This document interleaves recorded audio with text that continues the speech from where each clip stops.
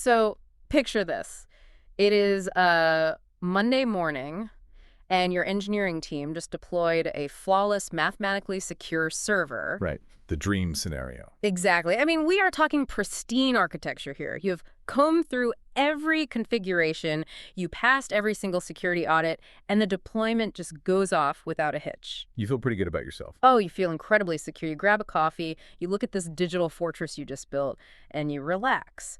But then by Wednesday, without a single malicious hacker touching it, without anyone intentionally doing anything wrong, that exact same system is a massive security liability. It happens all the time. Right. It is exposed, it's non-compliant, and effectively broken from the inside out. So today we are diving into how modern systems quietly break their own security and why the traditional checkbox audit is basically completely dead. Yeah, it's a fascinating shift in how we think about infrastructure. It really is. And our source material today is this deep analysis by Maurizio Rossari. He outlines something called the SYRAG Enterprise Baseline, which is this deterministic compliance engine built directly for the SYRAG operating system. And it essentially attempts to completely redefine how we verify digital infrastructure. Yeah, and to really understand what Rossari is proposing here, we have to kind of fundamentally discard how the industry currently talks about systems architecture. Oh, absolutely. Because we treat security and compliance as a destination, right? Like, you do the work, you earn the certificate, you frame it, and you literally hang it on the server room wall. Right, like a diploma. Exactly. Yeah. But system health is actually a biological living metric. Yeah. I mean, the second you print that certificate, the system has already moved on. The environment has mutated. Okay, let's unpack this, because the core problem Rossari identifies is that traditional compliance is a static, one-time exercise. Right. It is like inspecting all the locks on a massive skyscraper on January 1st, declaring the building completely impenetrable, and then just completely ignoring the fact that for the next 364 days, employees are cropping the back doors open with cinder blocks for smoke breaks. Yeah, or just leaving the first floor windows unlatched because it got hot in the office. Exactly. That phenomenon of the propped open door is what engineers call system drift. And Rossari's case really anchors on this concept. Because a host's security posture is never static. The friction of daily operations just forces it to shift. Right. Services are continuously starting, stopping, changing parameters. Software updates are just piling up on top of one another day after day. And network exposure evolves too, right? Because other parts of the infrastructure around that server are also shifting. Exactly. Wait, okay, I buy that things change, but let's say I lock down a server, I put it behind a firewall, and I literally don't touch it.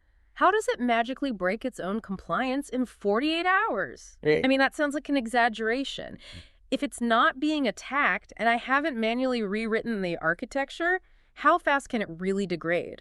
It's not an exaggeration at all, actually. Rossari makes a rather chilling observation about this exact scenario. He notes that a host can appear perfectly healthy at a specific moment and drift into a vulnerable, non-compliant state within mere hours. Wow. Just hours. Just hours. And he details a few very specific mechanisms for how this happens organically. Like, consider just a routine package update.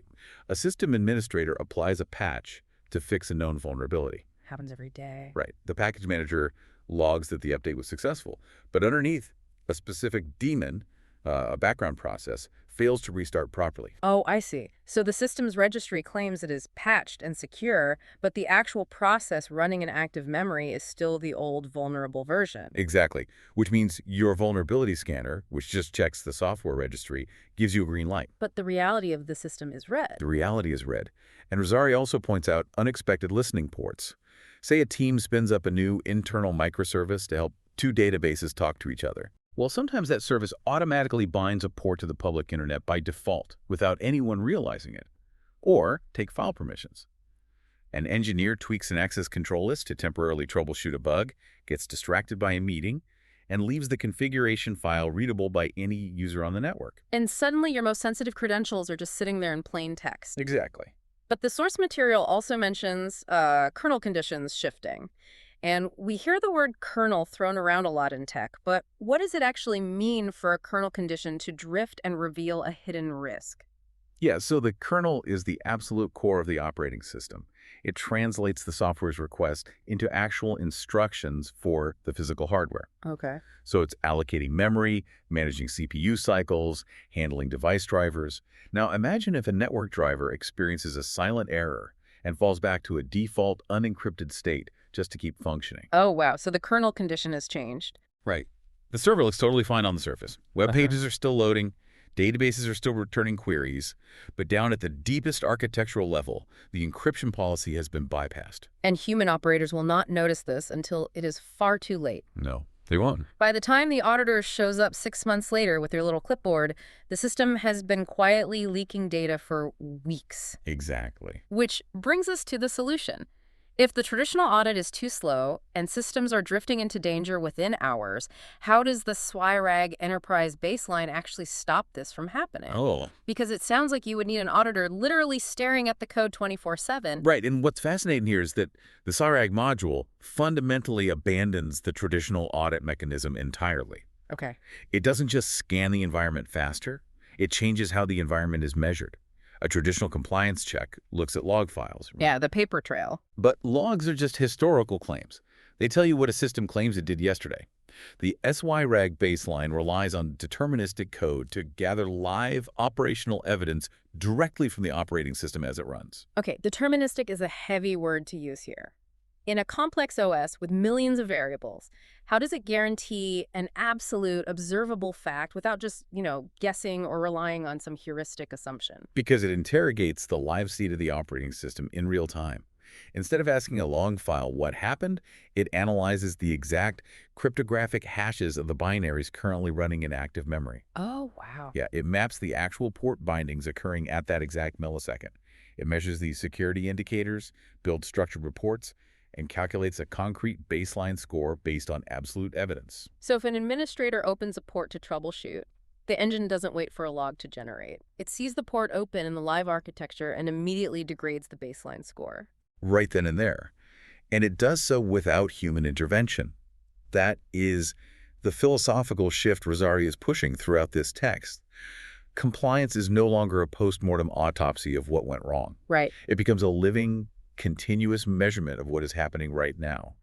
It is designed to observe the system as it operates in reality, not how an architect mapped it out on a whiteboard a year ago. Here's where it gets really interesting to me. Think about the way we manage human health. Okay.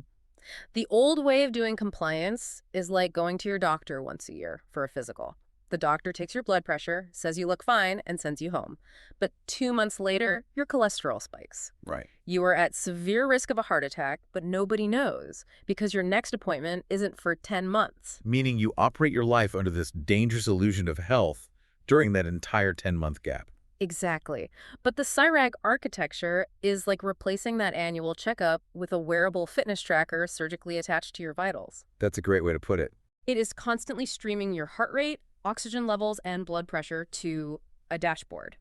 If something drifts into the red zone, the alarm goes off immediately, allowing you to catch the problem before the cardiac arrest actually happens. Yeah, and if we connect this to the bigger picture, mapping that fitness tracker analogy to the actual software architecture explains why this is so transformative. The text notes that this engine is built around 3 core pillars. Okay, what are they? First, the collection of evidence. That is the live monitoring of memory and ports we just discussed. Second, the generation of structured outputs. And third, the evaluation of those findings against a defined baseline. Okay, I want to zoom in on that second pillar, structured outputs. Sure. Because that sounds incredibly dry. But it is actually the secret sauce, right? I mean, it isn't just dumping a massive, unreadable text file of raw data onto an administrator's desk and saying, good luck finding the open port. No, not at all. Yeah. Generating structured outputs means translating those deterministic facts into a machine-readable format, like a highly organized JSON file. Right. This makes the data immediately usable. When the baseline score degrades, the structured output can trigger an automated remediation script. Oh, I see. Yeah, the system can literally read its own failing score and self-correct the drifting file permission before a human even finishes their morning coffee. That is wild. So what does this all mean for you, the listener, the people actually running these networks? It means trust and accountability are no longer inferred from an occasional check. They are mathematically proven through continuous observation. Proven, not inferred. Exactly. This completely redefines the role of compliance.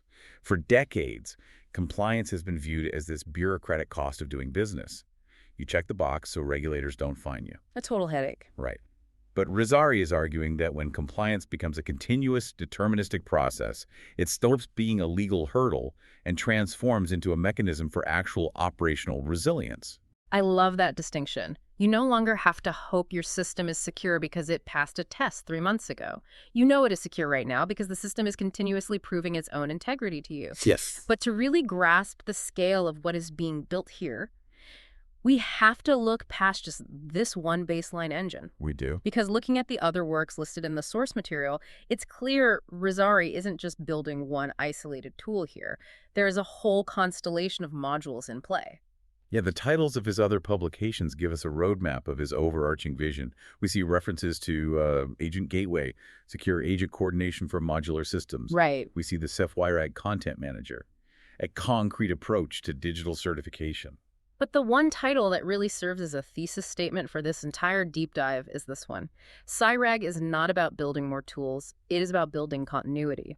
Yeah, and achieving that continuity requires a framework Rosari calls evolution by exposing errors. Evolution by exposing errors. Meaning the system gets stronger specifically because the real-time baseline is constantly dragging its flaws out into the light. Exactly. You can't fix a hidden vulnerability. Right. If the engine constantly exposes the drift, the engineers are forced to evolve the architecture to be more resilient. And this leads directly to his ultimate goal, which he defines as compliance by design. Yes. The text explicitly mentions embedding major security controls like ISO 27001, NIST CSF, and FIPS directly into the operating system. Right. Wait, let's actually break that down because it sounds like buzzword bingo if we don't translate it. What does embedding ISO and NIST standards into the OS itself actually look like in practice? Well, yeah. Normally, you build an operating system, and then an entire department of compliance officers layers security tools and policy documents on top of it, right? To try and force the software to comply with those frameworks. Yeah, and layering policies on top of an OS is incredibly inefficient and prone to the exact drift we covered earlier. NIST CSF, for example, is a massive cybersecurity framework for identifying, protecting, detecting, and responding to data threats. FIPS dictates strict federal cryptographic standards. And traditionally, proving you meet those takes months of manual auditing. Months. But by embedding them into SYRAG OS by design, the standards become binary rules at the kernel level. At the kernel level. Yes. A user literally cannot execute a non-compliant encryption protocol because the operating system fundamentally rejects the instruction. It is architecturally incapable of violating FIPS. So instead of a PDF manual telling employees how to handle data, the file system itself enforces the policy globally. Exactly. And this ties into that massive concept Rosari mentions at the end of the source material, 3-layer distributed verification. Right. How does that actually function? Because it sounds complex. It is, but it makes sense. In a complex enterprise environment, you can't just trust a single point of measurement. 3-layer distributed verification essentially removes any single point of failure in reporting compliance. Okay, so what's layer 1? The first layer is the local host's baseline engine observing its own kernel, measuring those cryptographic hashes and port bindings we talked about. Right, the server checking itself. Yes. Then the second layer introduces peer or gateway coordination. This is where systems cross-check each other's assertions across the network. So they spy on each other a little bit. Sort of, yeah. If Node A claims it is perfectly compliant, but Node B detects Node A attempting to establish an unauthorized, unencrypted connection. Ah, the second layer catches the discrepancy. Exactly. It's essentially a system of checks and balances. The server is policing itself, but the network is also policing the server. Right. Okay, so what is the third layer then? The third layer is the macroscopic view. This is often managed by something like the SYRAG Content Manager. It's the central tier that aggregates the proven continuous trust from layers 1 and 2 to issue dynamic digital certifications. Dynamic certification. Yeah. If a system drifts, layer 1 detects it, layer 2 validates the anomaly, and layer 3 instantly revokes the certification, cutting that server off from sensitive databases until the drift is remediated. Wow. So if the OS is built with these compliance standards baked into its absolute DNA, and it has this deterministic engine constantly measuring live operational evidence across 3 distributed layers, Yeah. it really does make the traditional audit completely obsolete. It does. In fact, Compliance by design. Why SYRAG OS makes traditional audits obsolete. That is the literal title of one of his works. That makes perfect sense. And you can see why. Why would an enterprise pay a third-party firm massive amounts of money to manually verify an environment over 6 months when the operating system continuously streams its own irrefutable state of compliance in real time? It completely shifts the dynamic of IT operations. It makes software not just smarter, but vastly more efficient. Absolutely. I mean, if you remove the massive burden of manual compliance gathering, you free up incredible amounts of human capital. You empower teams to build and improve services rather than, drowning your best engineers in endless audit paperwork. It does, however, fundamentally change the role of the human operator. How so? Well, when you implement a deterministic engine that continuously reports a baseline score, the engineer's primary job shifts from hunting for the problem to responding to the system's own self-diagnosis. Right, because the system already found it. Exactly. As Rosari's work implies, system data is only valuable when it is understood and applied continuously. Having a highly advanced dashboard showing a failing baseline score is entirely useless if the organization lacks the agility to remediate it immediately. Yeah, you have to actually utilize the data the tracker is giving you. If your fitness tracker says your heart rate is 200 beats a minute while you're sitting on the couch, you shouldn't just watch the number blink. No, you should probably call an ambulance. You have to take action. So bringing this all back into focus for you, we started this deep dive exploring the invisible, creeping danger of system drift. The terrifying reality that an unexpected listening port or a pending package update could compromise your entire network in a matter of hours. Right. And what Maurizio Rosari's work reveals is a fundamental reimagining of how we verify our digital world. It is the necessary evolution from inference to evidence. We are moving away from accepting a snapshot in time and demanding a continuous living stream of awareness. I mean, in a world of constant software updates, aggressively evolving networks, and hidden kernel shifts, true operational confidence does not come from a static framed certificate. No, it doesn't. It only comes from real-time deterministic verification. The SYRAG Enterprise Baseline makes an incredibly compelling case that compliance doesn't have to be a bureaucratic chore. It can actually be the engine that drives true operational resilience. Yeah, and questioning the assumption that audits must be periodic, manual exercises is exactly what leads to breakthroughs like continuous governance.